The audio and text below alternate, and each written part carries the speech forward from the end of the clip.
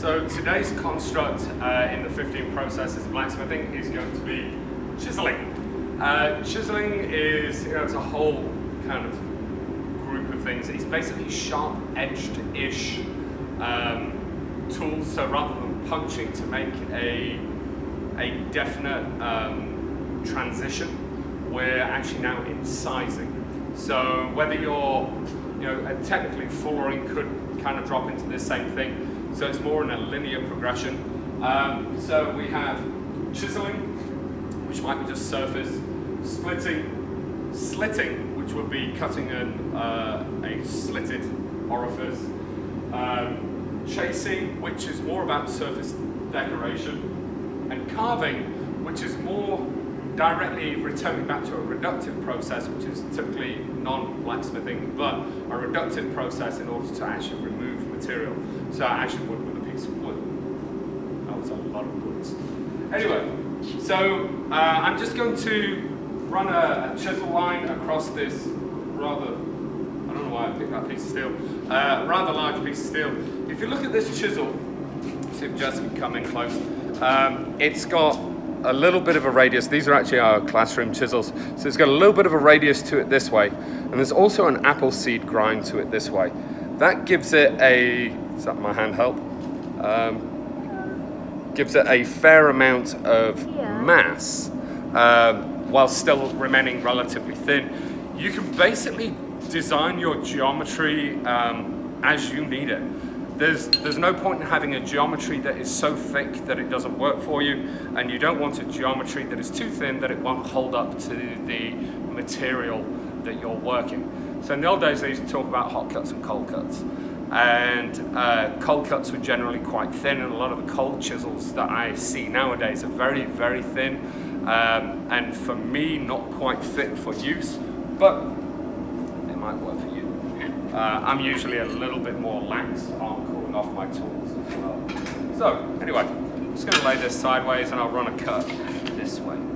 So because we've got a nice radius chisel, I can roll in quite nicely, carry into my slot, and I'm not trying to bite too much. All I'm trying to do at the moment is lay a mark. Once I've got a good mark in there, then I can actually push it down to the depth that I want. You can put in a cold mark, which is perfectly acceptable. And I can come in a little heavier, just really crushing down into that trough. Notice that I'm not getting too wily. I'm not trying to put 3-4 hammer blows quickly back to back. That is almost a guaranteed way to get a jump. And if you get a jump, you've kind of knackered yourself. They're really tricky to hide.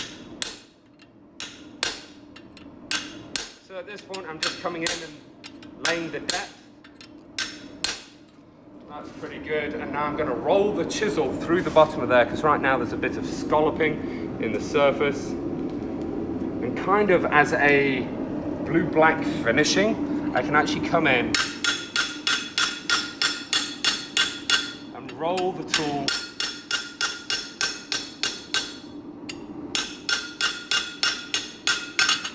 right. So that's given me a pretty nice, clean, incised chisel line. And if you look at it from the side, you can see it's probably gone a third of the way into the material, so maybe 3/16 at most.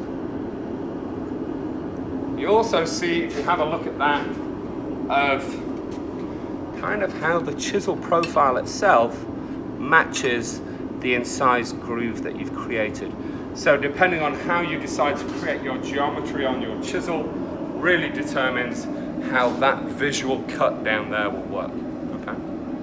So that is chiseling basically in a nutshell. Obviously, slitting would be continuing doing that until you have completely separated the two pieces of material.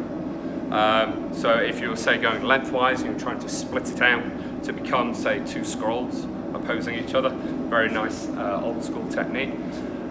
Slotting is, I use slotting a lot when I'm, not slotting, I wrote the wrong thing off. Slitting, I've got Jessica shaking her head behind me. Slitting.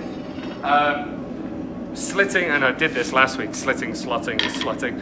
So slitting is basically cutting through a hole, and I use that predominantly on chisel making.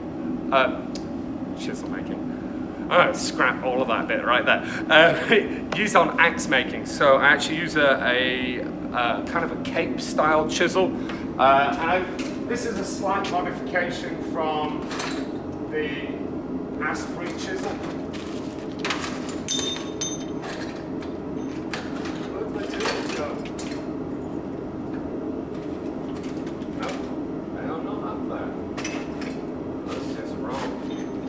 I've got one over here which is a little beaten up.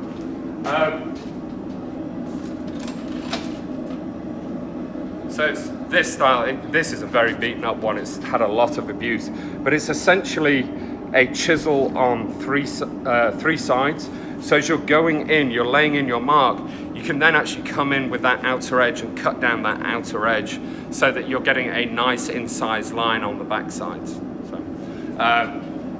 So yeah, again, make the tool accordingly to what you're trying to do and you should be fine. Chasing tools can be all kinds of things. I lifted this one out because I think that this one's quite interesting. And you see how that is. I can come in with this one and create a bead. It's kind of cool. So if I have a flat piece like this, I put a little V-cut, then I run this one into that. That will create a rounding out like that. I can even come in at a bit of an angle and get this to peel up a touch to give it even more dynamic. Then I can go to the other side, do exactly the same, and you get this nice crested bead trough, something like that. That makes sense? Okay. So, or you could do an offset chisel where it is flat on one side and just angled on the other, so that you can cut and have that feathering across to the other side. A good guide for all the tools that you could use for these chisel type processes is basically your leatherworking carving kit. You're kind of getting into the world of repoussé by the end of it, but if you're doing leather carving, all the tooling that you use, the mechanics of the back or the tip end is the same as you would use on steel. So if you want to create like a little incise like that, you would need a tool that was essentially like that. And if you look at the leatherworking tools, there's a little thing like that, I believe it's called something like a pusher, and it will create that vertical edge, which is essentially the same as a offset chisel. You could also get into the realm of curved edge or radius edge chisels. Those are punches.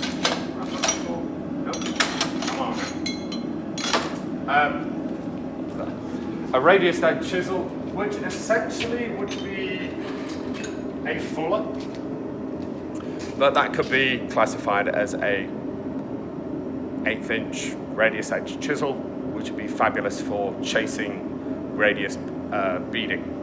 So you can then start using things in combination. Right? So that is the beginning of that big world, and we'll go on and do a whole bunch more videos, see what happens.